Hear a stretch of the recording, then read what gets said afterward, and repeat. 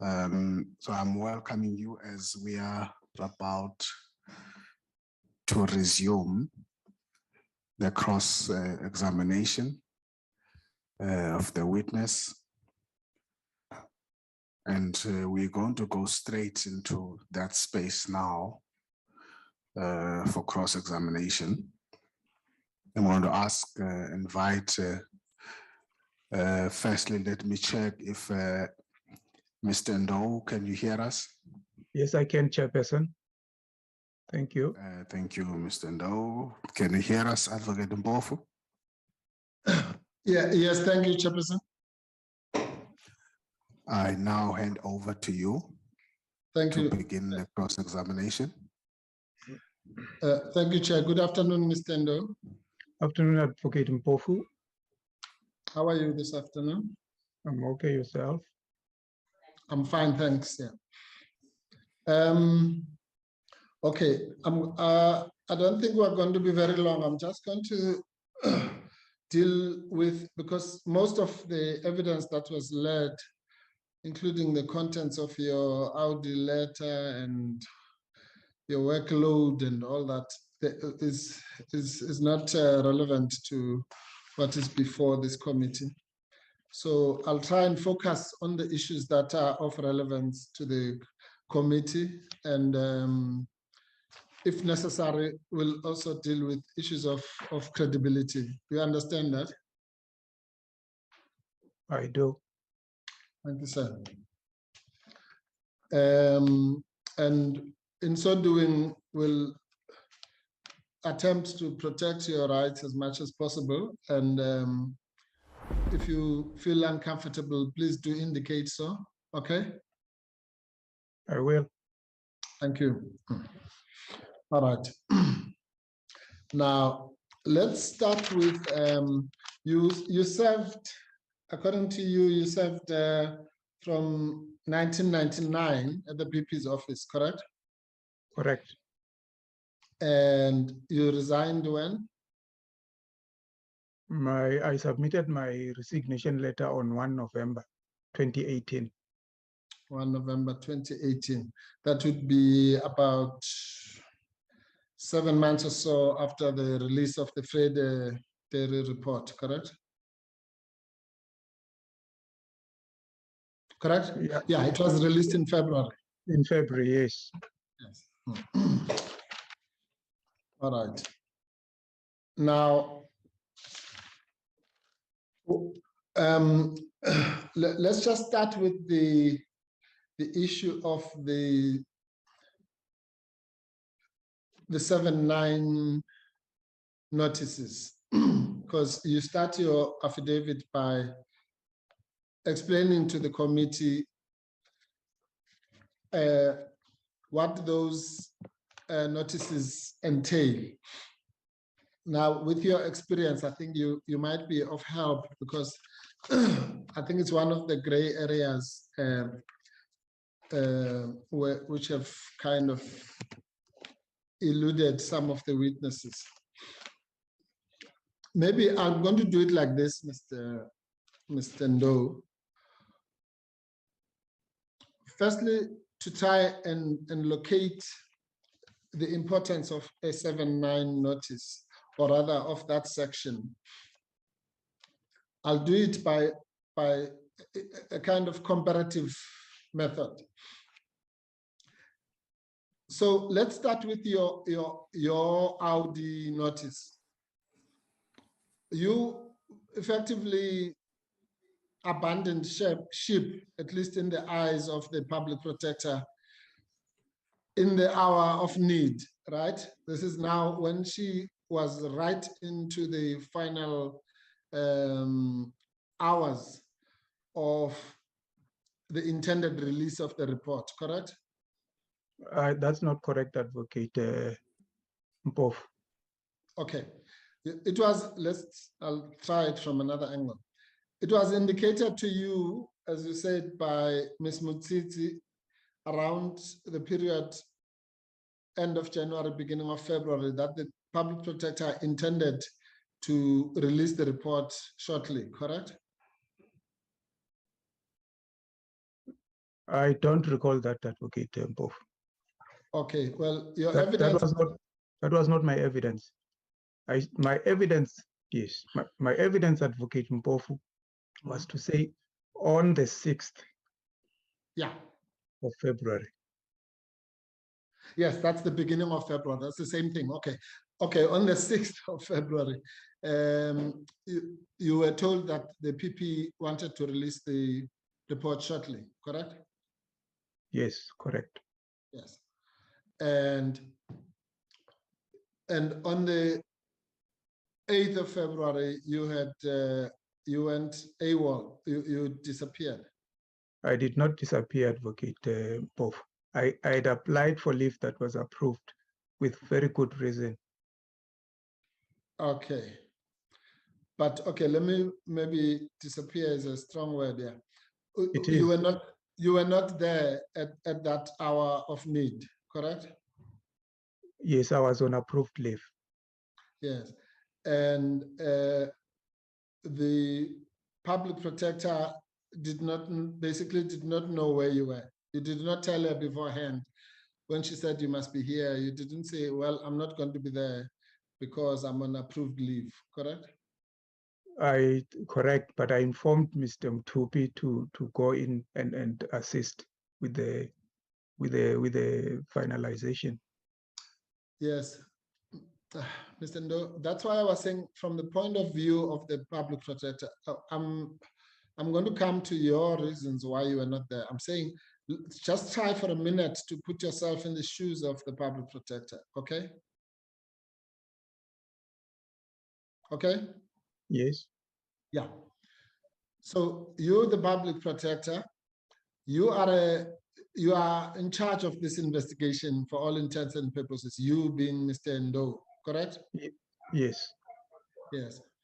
And as I say, you are aware that the public protector was under tremendous pressure to release this report, correct?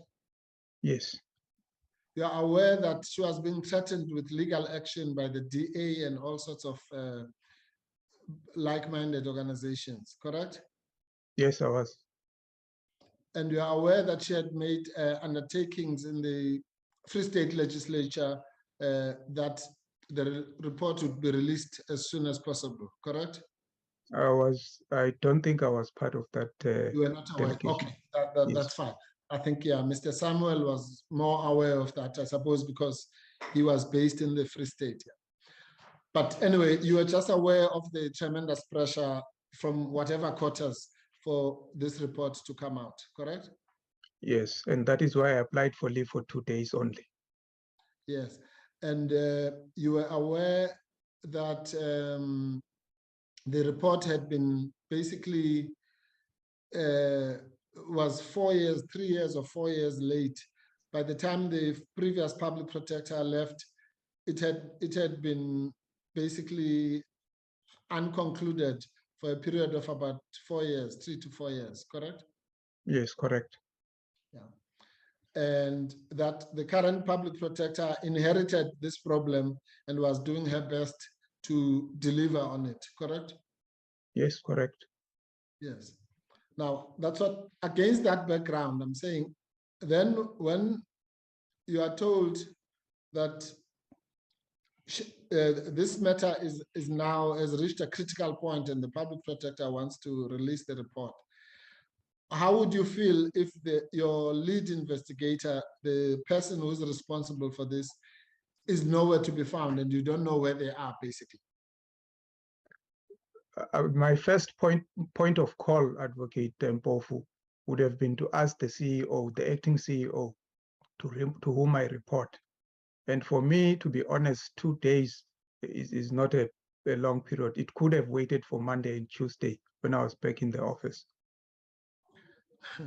So the public protector should have waited for you for 2 days without knowing where you were. But my direct supervisor knew where I was. No, but for the purposes of this report, you reported to the public protector. You were the key person, correct? Yes. So, and you don't understand why she would be concerned or even upset if at that point, which you have been told about, you are not around without even the courtesy of telling her directly that you will not be there. Or do you understand how frustrating that must be for a person in her position? Advocate Mpofu, the only time I was aware of the email of the 7th was when I was called by Mr. Mtupi to say the public protector is wondering where you were. Because when I got home, I started preparing for my interview. I did not check my office emails. Okay, so when you were told on the 7th that she was wondering where you were, again, you didn't think it would be proper? It was, sorry, on the 8th, sorry, on the 8th. Yes, sorry. Anyway, that's fine. And even in your explanation, you did not feel it was necessary to tell the truth about where you were? About my interview?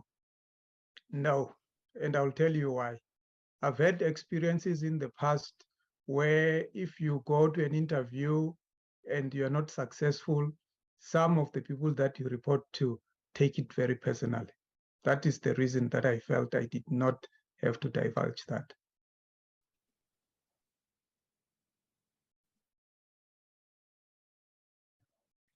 But surely, even if you did not divulge the real reason, even if you didn't want to be open about that, you could have at least divulged that you will not be around. I'm sure you agree with that. I divulged to the person I reported to, who approved my leave. No, okay. You know what I'm saying. I'm saying you could have divulged that to the public protector who needed you the most at that time, correct? I could have, yes. Yes. All right. Now, anyway, the point I really wanted to make is this. Upset as she might have been, and as I've demonstrated to you, legitimately so, the step that was taken was to give you an Audi letter, in other words, an opportunity to explain yourself, correct?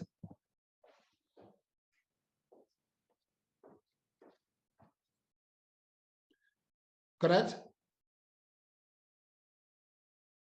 I think Mr. Ndo is frozen. Okay, let's quickly attend to that. Let's take a pause. Okay. Allow him to rejoin. All right. I almost accused him of not answering my question. So I can see he froze.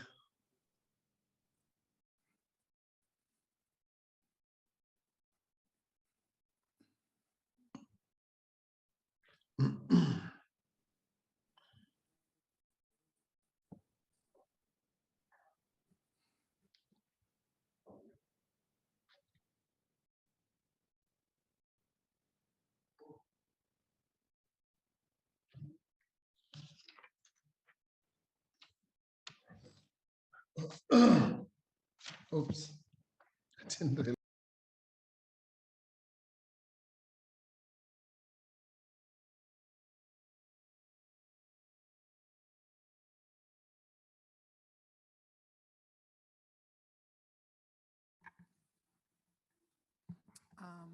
Mr. Chair, Mr. Ndau is in a town outside of Okay. somewhere in the Eastern Cape that has now experienced load shedding. There's load shedding. It's not somewhere in It's the just- Eastern Cape. It's East London. It's a very big city. Wait, Advocate Mpofu, that's in the Eastern Cape. Just continue, Advocate Bauer. Can we just adjourn? Mr. Ndau is just going to try and ascertain how long the load shedding's for. Okay. He said it had gone off earlier and it went back on. So if you just, I'll have this communication outside and Okay. try and ascertain what's going on. Fine, we'll take a 5 minutes break. Yeah, in supporting that, Chair, I think at last we agree with the advocate Mpofu that it's a very big city, it's London, not just a town in the Eastern Cape. Thank you, Honorable Nola. Power did not say that. He says somewhere in the did. Eastern. She must withdraw. She must East London withdraw. was She must introduced withdraw, by- Chairperson. Yeah, you must withdraw, yes.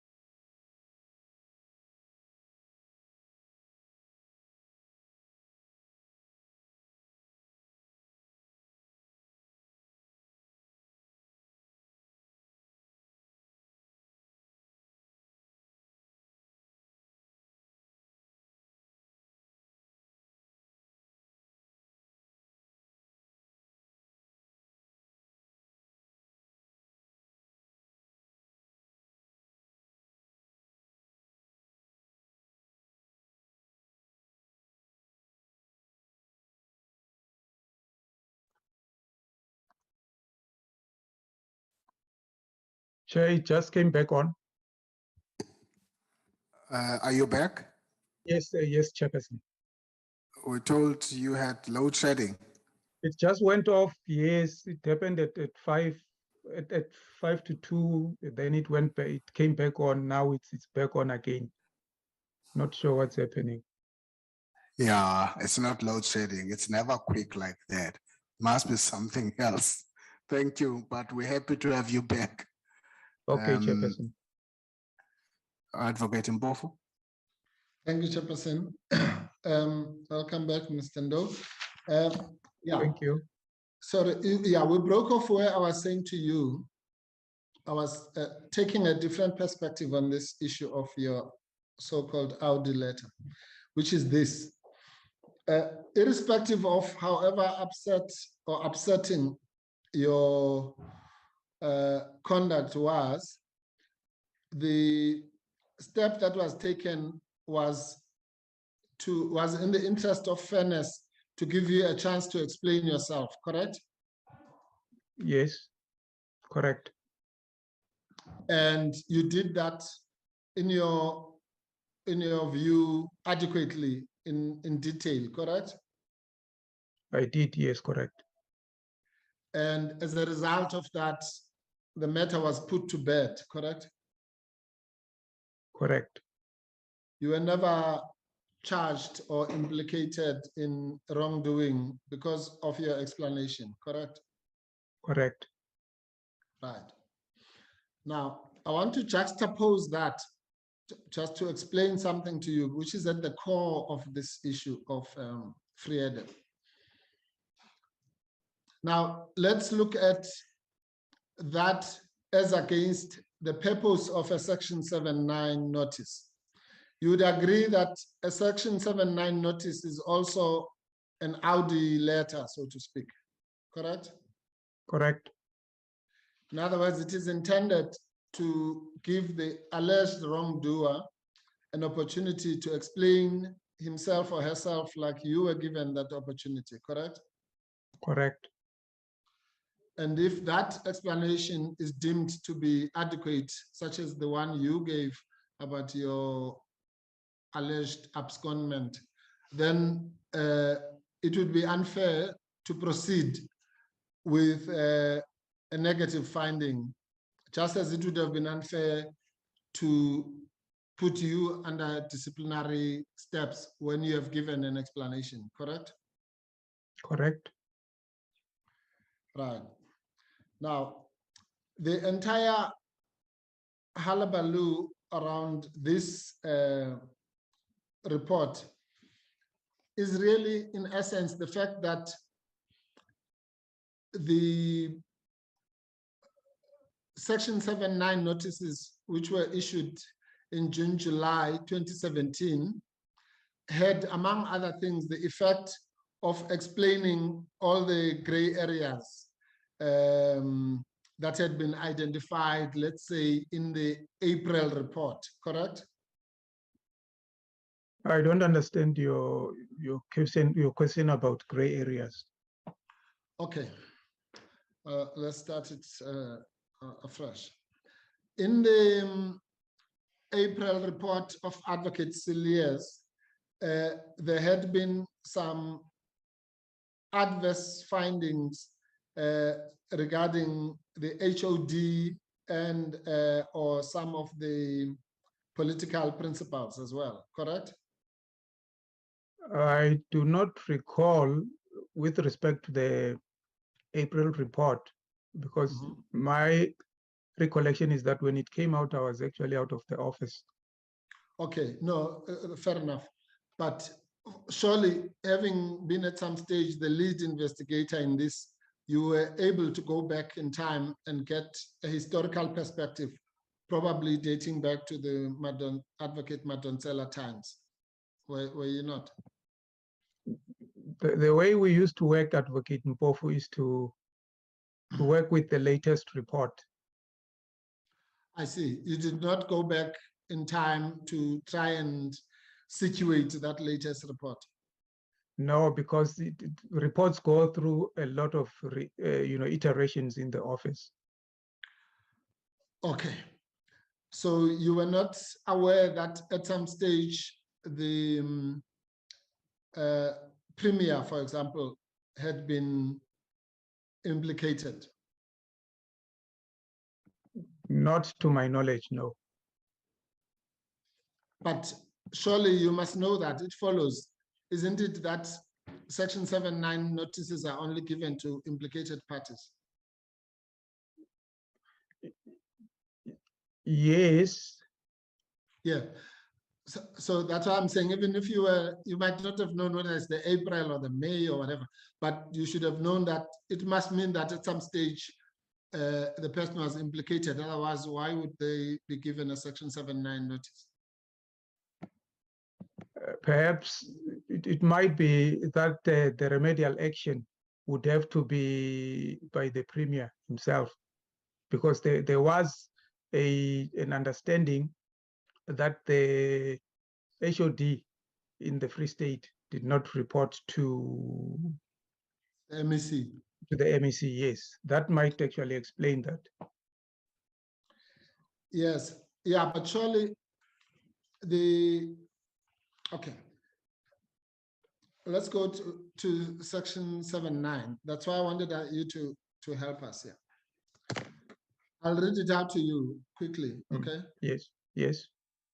I'm sure you are familiar with this. It says, if it appears to the public protector during the course of an investigation that any person is being implicated in the matter being investigated, and that such implication may be to the detriment of that person, or that an adverse finding pertaining to that person may result, the public protector shall afford such a person an opportunity to respond in connection therewith in any manner that may be expedient under the circumstances. That's really what section 7.9 says, as you know. Yes. Correct? Yes. Yeah. Correct. So you'd agree with me that it is directed at implicated parties. Yes, correct. And therefore, if that's why I'm saying by deductive reasoning, if someone is sent a section 7.9 notice, that means that they are implicated, and vice versa. If they are implicated, then they deserve a section 7.9 notice, correct? Correct. Right. Yeah. Now, the point is this. Let's park that. I'll come back to it just now. And I accept that you say you did not go back in history as such. But to your knowledge, has there ever been a stage where there was any adverse findings or implication of the Premier and or the MEC beyond what one might call oversight? In other words, there was an allegation, for example, of their failure to take disciplinary steps against the HOD. Would you agree that that was really the full extent of their being implicated? Yes, in the reports that I've seen, yes, that's correct. Yes, up to whatever was the latest at the time of your involvement, correct? Yeah, correct. Right. And because there's confusion that is created in this committee, and I suspect deliberately by some of the witnesses, that there was anything beyond that, beyond what you and I have agreed, that was alleged to be an adverse finding or an implication of the Premier and MEC. So thanks. I'm glad you've clarified that. Can I say something? Yes. Not in any report that I personally saw. Yes, they might be speaking to other reports that other iterations of reports, but not in reports that I personally saw. That you have ever seen. No, I agree. Well, that's true for you and for me and any other human being. This other stuff is imaginary. That's what I was trying to explain. So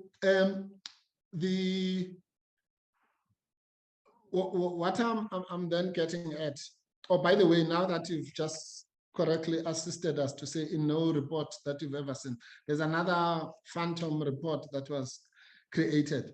Have you ever seen any report by Mr. Samuel in which he was implicating the politicians in anything other than what you and I have discussed? I do not recall seeing that report, Chairperson. Yes, well, that's probably because it doesn't exist, but he calls it the revised report, which he says he single-handedly drafted and sent to you and the public protector. But I mean, there's no such thing. Public protector says it doesn't exist. You've never seen such a thing. I don't recall seeing the report. Yes. And well, you've already said that there's no report that you've ever seen which implicated the politicians in anything higher than oversight, correct? Correct, yes. All right, thanks, that clears that up. Now, the reason why Mr. Samuel then was creating this phantom report called the revised report, and he says he has mislaid it. He doesn't know what happened to it, and he's also lost all the emails that relate to it. In other words, that would be the emails to you and the public protector rendering such a report. And he says he did it defiantly, knowing that the public protector did not want such a thing. You have no recollection of that, correct? I do not recall that report, Chairperson. Yeah. Now, I'm saying that the reason why such a phantom report has to be created in the first place is to perpetuate this narrative that there was something which implicated the politicians in something higher than oversight, which the public protector removed, quote unquote. You understand that you can't remove something that is not there, so you must first create it so that she would have removed it. That's what we will argue at the end of the of this matter. Can I say something, Advocate, both through you, Chair? Of course. Chairperson, I can only speak to reports that I recall. I cannot speak to emails that went missing in Mr. Samuel's laptop. I'm not privy to that, unfortunately. Yes, I can only speak to what I recollect, given the time frame also. No, yes, please be patient with us, Mr. Ndo, and understand why I'm asking you the question. It is to assist the committee to separate the wheat from the chaff. And unfortunately, well, but unfortunately, I have to ask you these questions. I understand where you're coming from. In other words, what you are saying is that you are not the one who has alleged the existence of such a report. In fairness to you, you haven't said such a thing in your statement, correct? Yes, and I'm also saying I don't recall any such report. Yes, no, that you have established, but I thought you were now protesting that you cannot answer about reports that you don't know. So I'm trying to explain to you why I'm asking you the question.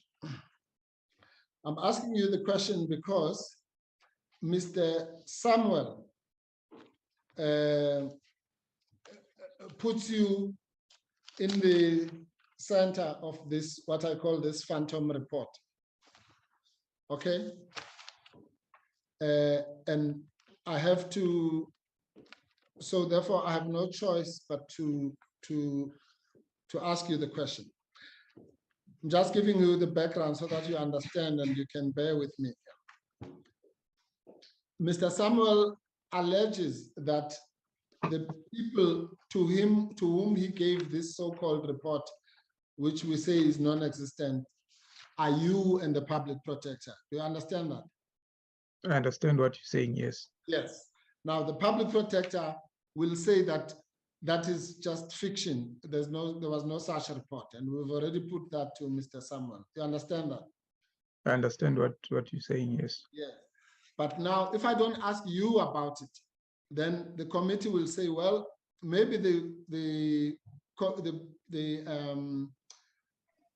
report exists and the public protector is falsely denying its existence, because the only other person who would have seen this is Mr. Ndo, and you didn't say to Mr. Ndo, you didn't ask him whether he saw it. Therefore, we can imply that he must have seen it. Do you understand where I'm coming from? I understand your question, yes. Okay, thank you. So that's why I'm asking you the question. Now, I'm saying that maybe the part that is unfair is the fact that you have already said to the committee that You have never seen any report in your life that implicates the politicians beyond the issue of oversight. I accept that. Correct? Yes, I say I don't recall seeing any such report. Yes, but if you had, I mean, it stands to reason this would be something that sticks out like a sore thumb. Firstly, it would be some report coming from an individual, in some act of kamikaze type of action,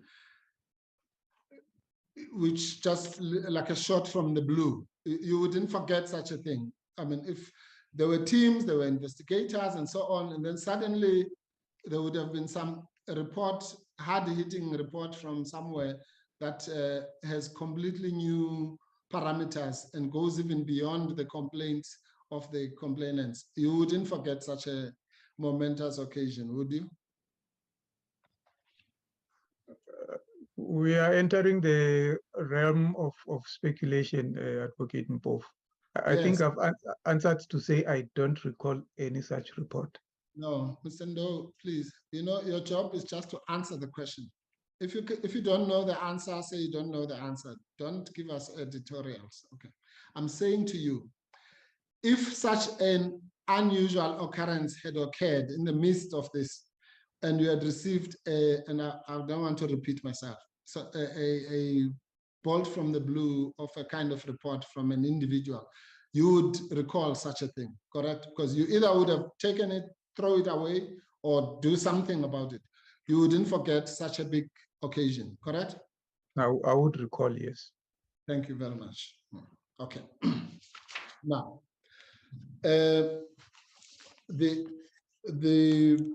and for that, we will argue again at the end that the public protector's version that the so-called revised report was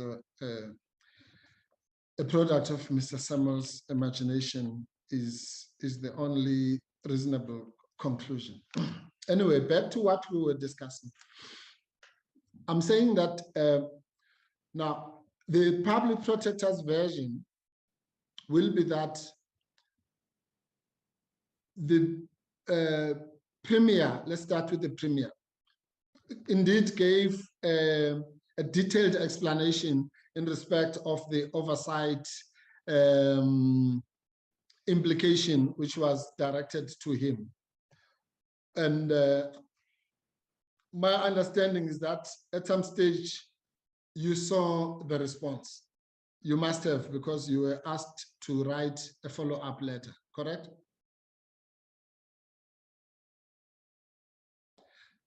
Oh gosh, I think we've lost Mr. Ndo again, Chairperson. Okay, let's check. It seems to have frozen again. We'll try and locate him again. Just a pause. This time it might be a real load shedding.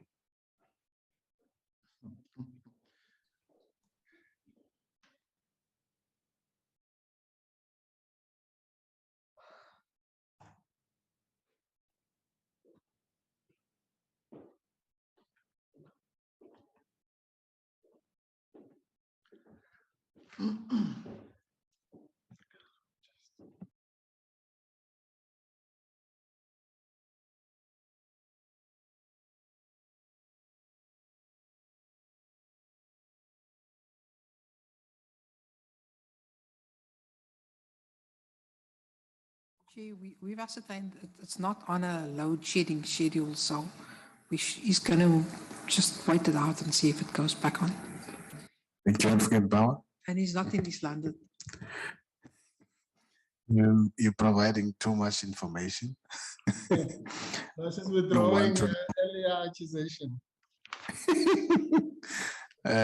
All we know is that he's in the air virtually, so he could be anywhere, but we'll wait for you. Thank you.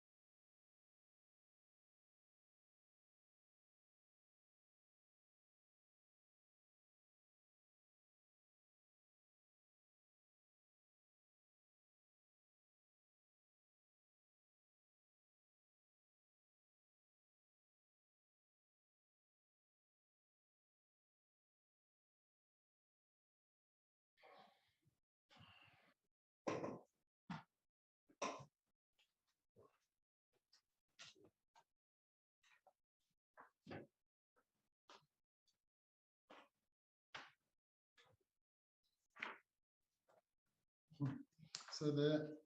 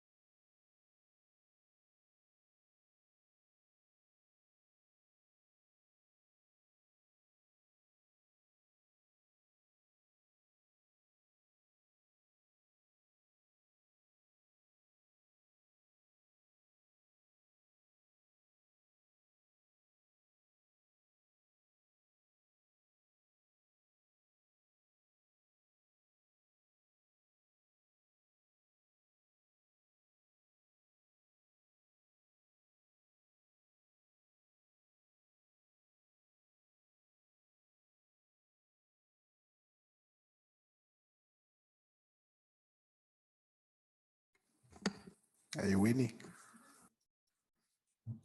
Okay. Half past.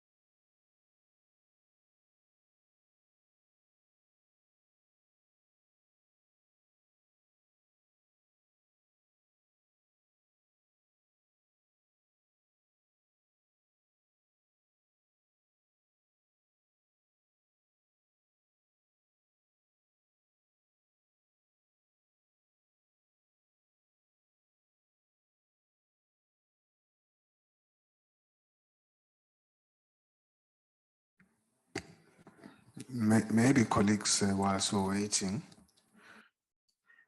I'll take an early tea break. 15 minutes. Hopefully, would have found him by then, so that we're done with that instead of waiting. It's just a gen for tea and forced tea. Thank you. Recording stopped.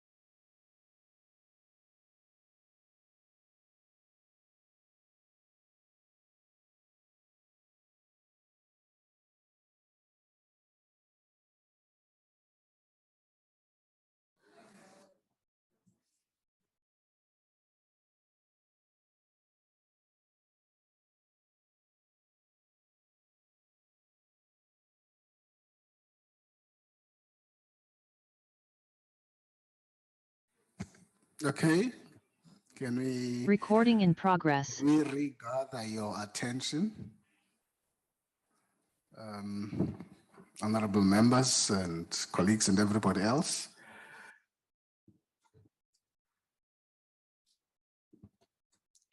Clearly we have, so we're two visitors today and they seem to have defined the day with the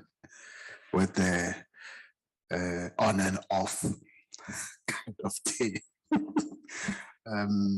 That was just on a lighter note. We don't seem to be succeeding with getting back Mr. Ndou where he is. He's gotten off the platform by something beyond his control. We're told where he is, there's storm. So it's not load shedding, basically. So it will take time to get him reconnected and getting him back. So it does seem that our day, we couldn't gather any momentum in the way we would have started. The only momentum we had was in the morning with the evidence leader. Don't know what task she had, that everything else just moved. And as you know that we would have been off tomorrow and have a hectic week next week. So what is in front of us now is that we have no choice but to pause for the day and have Mr. Ndou joining us on Monday or any of the day next week. I won't put a day. I will depend on Advocate Bauer and team. They'll work that out. Possibly to also have him sitting there with us. Next week was already full. So I do want to warn members that maybe I'll ask Advocate Bauer to just speak to you briefly. But I think the point now is that we will not proceed any further on the cross-examination. Not because Advocate Mpofu has gone AWOL. He's still around.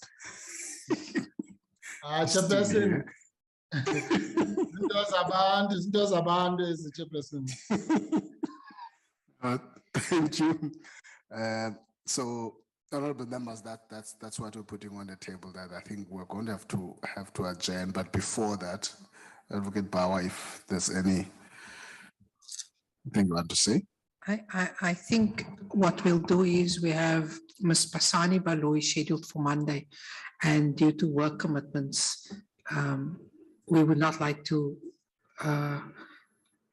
create any further difficulties for her. So we will leave her scheduled for Monday. We will then endeavor to get Mr. Ndou for Tuesday, and we'll speak to Tim and Nkosi and realign things for next week and let you know. Thank you, Advocate Bauer. Any comment, Advocate Mpofu? No, Chairperson, I think that's it cannot be avoided. I just want to say they mustn't allow that witness to go to the Eastern Cape. I think there are many interventions there that can happen. Yeah. Thank you, Chairperson. Thank you, Asmas Babeuti. Thank you.